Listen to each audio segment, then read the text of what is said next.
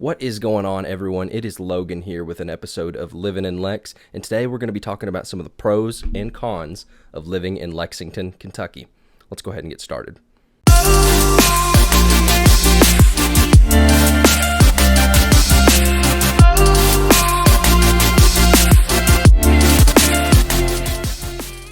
I'm Logan Cheek. I'm a local real estate agent as well as a Lexington native to the area. I have people reaching out to me every day asking questions about Lexington, Kentucky. So if you're thinking about making the move to Lexington, Kentucky, or you just have questions about the area, feel free to call, text, or email me. I'm going to leave my information on the screen. Like I said, I have people reaching out all the time, and I'd love to help you out too with all your questions and needs. Also, if you're interested in learning more about Lexington, Kentucky, be sure to press the subscribe button and the little notification bell at the bottom to get updates on info going on in the area.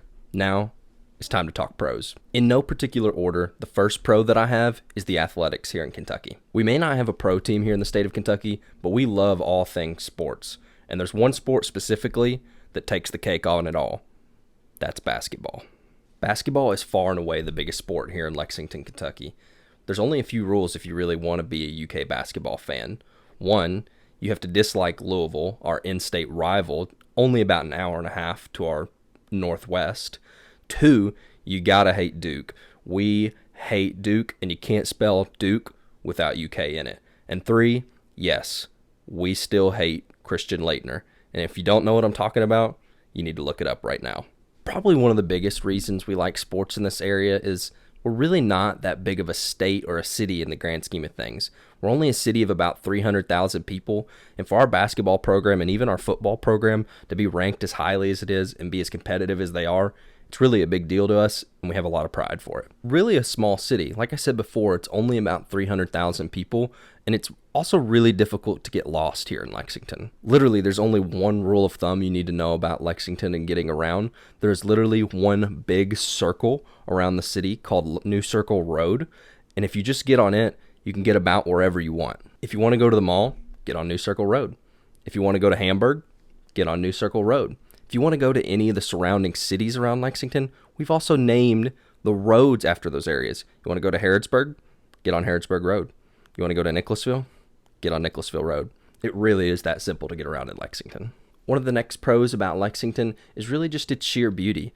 The rolling hills of Lexington, Kentucky, its horse farms, farms in general, and just the beautiful land that it has to offer. For those of you that don't know, Lexington is considered by many to be the horse capital of the world. And the reason I say it's considered by many is because there's a select few that consider Florida to be the horse capital of the world. Most of the big money to be made in horses is through horse racing, and more specifically, thoroughbreds.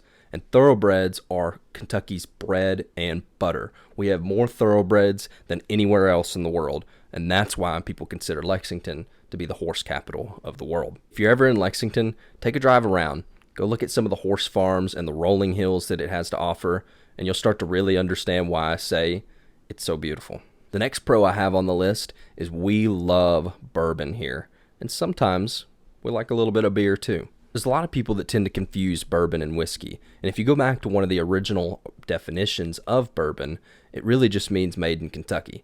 And the reason bourbon was made in Kentucky back in the day is because of all the limestone that's in the soil here.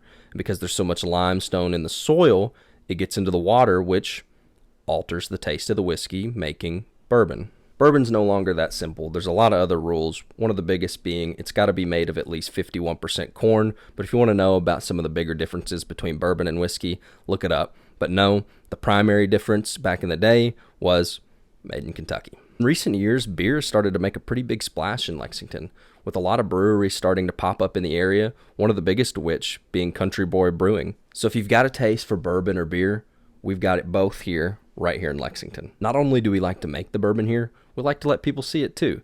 So if you're interested in learning more or seeing one of the local distilleries in the area, look up the Bourbon Trail in Kentucky and go see one today. As a local real estate agent, I feel like I would be doing you an injustice not to give at least one pro on the housing in the area. The final pro that I have is that median home prices here in Lexington are lower than the national average. According to Yahoo News, the median home price in the U.S. for the first time ever has soared past $400,000, while in the Lexington area, according to LBAR, The local MLS that I serve on as a real estate agent, it sits around $230,000. So yes, while you might not get paid as much here in Lexington, Kentucky as you would in a bigger market such as a San Francisco or a New York, you're going to be paying significantly less for your house than you would be in a market like that. And if you go just outside of Lexington, you can even get prices cheaper than that, such as a Nicholasville or a Georgetown or a Richmond.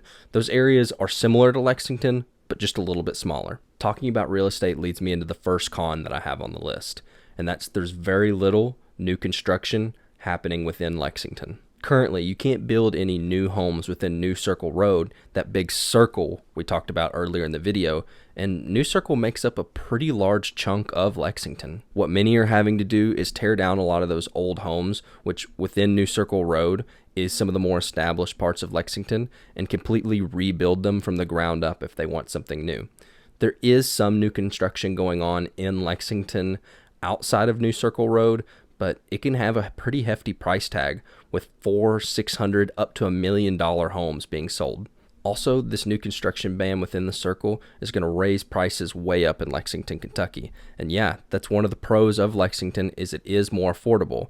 And yes, home prices have gone up quite a bit throughout the country over the past year, but if you can't build any more homes here in Lexington, the prices are just going to rise. The next con I have on the list is related to the weather here in the Lexington area. The weather here in Kentucky is absolutely crazy, and you just never know what it's going to do from one day to the next. One day it could be cold, one day it could be hot, one day it's sunny, one day it's rainy, and it doesn't matter what time of year it is. I've literally worn shorts on Christmas.